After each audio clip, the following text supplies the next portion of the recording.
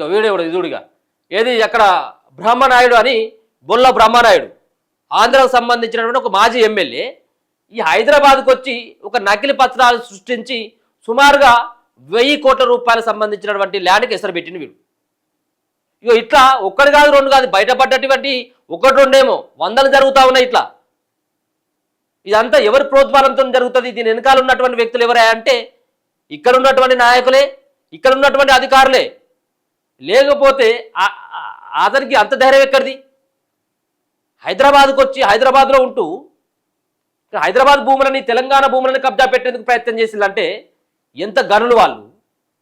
నకిలీ పత్రాల సృష్టికి 8 కోట్లు ఇచ్చినట. కేవలం నకిలీ పత్రాలు సృష్టించేందుకే 8 కోట్లు.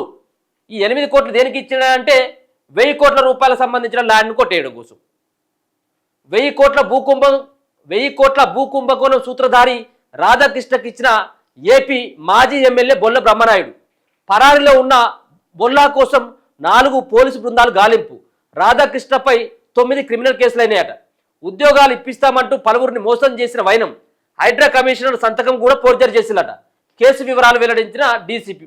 హైడ్రా కమిషనర్ అనేది అవసరమైందంటే ప్రధాని మోడీ కూడా వీళ్ళు ఫోర్జరీ చేస్తారు.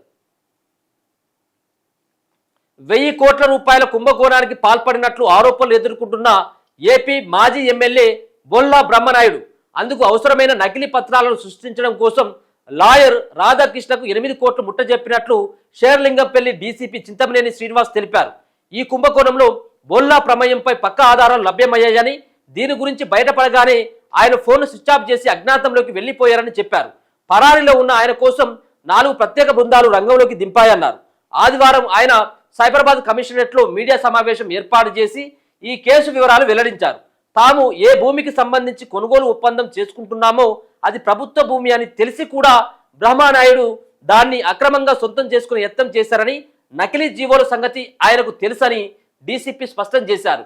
నకిలీ పత్రాల తయారీ నిమిత్తం రాధాకృష్ణ బృందానికి పెద్ద మొత్తంలో డబ్బులు ఇచ్చారని, అగ్రిమెంట్ చేసుకునేందుకు నిమ్మల కుటుంబానికి కూడా బ్రహ్మనాయుడు, రమేష్ల బ్యాంకు ఖాతాల నుంచి డబ్బు బదిలీ అయిందని తెలిపారు. ఈ కేసులో అరెస్ట్ అయిన నిమ్మల కుటుంబ సభ్యులు రాధాకృష్ణ ఇచ్చిన వాంగ్మూలాల ప్రకారం కుంభకోణంలో బ్రహ్మనాయుడు ప్రమేయం ఉన్నట్లు స్పష్టమైందన్నారు. ప్రభుత్వ భూమి తమదని వాదిస్తున్న నిమ్మల కుటుంబ సభ్యులు స్థానికులని, దీనిపై వీరు కోర్టులు కేసు వేశారని తెలిపారు. బ్రహ్మనాయుడు ప్రమేయంతోనే స్థానికుడు కామాన్ నాగేశ్వరరావు అనే వ్యక్తి పేరుపై 1.20 ఎకరాలను బదిలీ చేస్తున్నట్లు నకిలీ జీవో నెంబర్ 558 సృష్టించారని తెలిపారు.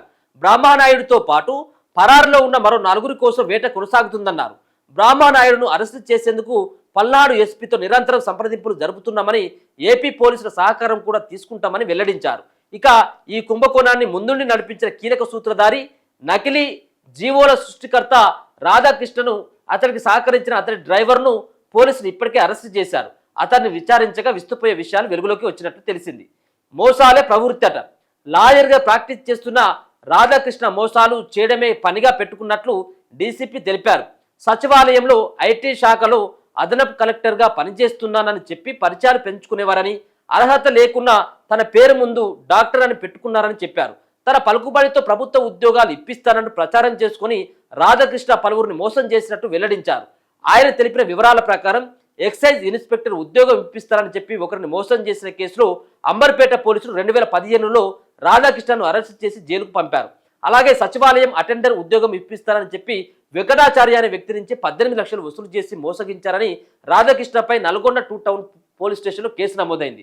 సబ్ రిజిస్టర్ కార్యాలయంలో అటెండర్ ఉద్యోగం ఇప్పిస్తానంటూ మొయినాబాద్కు చెందిన దివాకర్ అనే వ్యక్తి నుంచి 3 లక్షలు తీసుకుని మోసం చేసిన వైరం అక్కడి పోలీస్ స్టేషన్లో కేసు నమోదైంది. ఇలా రాధాకృష్ణపై 9 మోసం కేసులు నమోదయ్యాయని డీసీపీ తెలిపారు. మోసాలు చేయడమే పనిగా పెట్టుకున్న రాధాకృష్ణకు బ్రహ్మనాయుడితో పరిచయం ఏర్పడిందని, తన పరిచయాలతో భూమిని రెగ్యులరైజ్ చేస్తారని చెప్పిన ఆయన బ్రహ్మనాయుడు నుంచి 8 కోట్లు తీసుకున్నారని చెప్పారు. రాధాకృష్ణకు మరో న్యాయవాది, మరో వ్యక్తి సహకరించారని, త్వరలో వారిని అరెస్టు చేస్తామని తెలిపారు. నకిలీ జీవోల విషయం వెలుగులోకి రాగానే వాటిని ధ్వంసం చేయాల్సిందిగా రాధాకృష్ణ తన డ్రైవర్ ప్రవీణ్కు చెప్పారని, వారు ఆ ప్రయత్నంలో ఉండగా అరెస్టు చేశామని వెల్లడించారు. రాధాకృష్ణ నుంచి 31 డాక్యుమెంట్లు, 13 స్టాంపులు, 7 పాస్బుక్లు, 12 చెక్ బుక్లు, 3 ల్యాప్టాప్లు, 3 ఐప్యాడ్లు, అలాగే 2 ఫోన్లు కూడా సీజ్ చేశామన్నారు. అధికారుల సంతకాలను రాధాకృష్ణ ఫోర్జరీ చేసేవారని, అందులో భాగంగా అధికారుల సంతకాలను ప్రాక్టీస్ చేసినట్లుగా ఉన్న 2 పుస్తకాలను సైతం స్వాధీనం చేసుకున్నామని తెలిపారు. హైడ్రా కమిషనర్ రంగనాథ్ సంతకాన్ని ఫోర్జరీ చేసినట్లు గుర్తించామన్నారు. ఇంతటి నేర చరిత్ర ఉన్న రాధాకృష్ణపై చర్యలు తీసుకోవాల్సిందిగా బార్ కౌన్సిల్కు లేఖ రాస్తామని చెప్పేసి అన్నారు. వీళ్ళంతా కూడా దొంగలంతా కూడా ఊర్లు పంచుకున్నట్టుగా వీడు కూడా అడ్వకేట్ అంటూ దొంగ అడ్వకేట్ తయారైపోయి వీడు అక్కడ మాజీ ఎమ్మెల్యేకు సహకరిస్తూ నిన్ను దొంగ స్టాంపులు నకిలీ పత్రాలు సృష్టిస్తా అని చెప్పేసి ఈ ఎవరైతే ఈ ఉన్నాడు కదా ఈ నాయుడు ఈయన బ్రహ్మనాయుడు, ఈ బ్రహ్మనాయుడు దగ్గర నుంచి 8 కోట్ల రూపాయలు తీసుకొని వీళ్ళందరూ కలిసి 1000 కోట్ల రూపాయలకు సంబంధించినటువంటి భూమికి ఎసరు పెట్టిల్లు. ఇక దొరికిళ్ళు. ఇక పేరులో అక్షరం మార్చి తన మోసాలు బయటపడితే అరెస్ట్ అయ్యే ప్రమాదంలో ఉండడంతో రాధాకృష్ణ విదేశాలకు పారిపోయేందుకు సిద్ధమైనట్లు పోలీసులు తెలిపారు. ఈ క్రమంలోనే అంబర్పేట అడ్రస్తో 2013లో పాస్పోర్ట్ తీసుకున్నప్పటికీ తన పేరులో కొత్తగా ఒక అక్షరాన్ని చేర్చి పత్రికల్లో ప్రకటన ఇచ్చి కొత్త పేరుతో చంద్రాయనగుట్ట అడ్రస్తో కొత్త పాస్పోర్ట్ తెచ్చుకున్నారని చెప్పారు. తన భార్య కూడా పాస్పోర్ట్ తయారు చేసినట్టు తెలిపారు. ఇప్పుడు ఏమైంది, ఈ అన్ని కూడా పైసలంతా దొబ్బేసిళ్ళు. ఆల్రెడీ వీటన్నిటి పట్టుకొని విదేశాలకి చెక్కేద్దామన్నటువంటి ఒక ఆలోచనతో దొంగ పాస్పోర్ట్ సృష్టించిండు.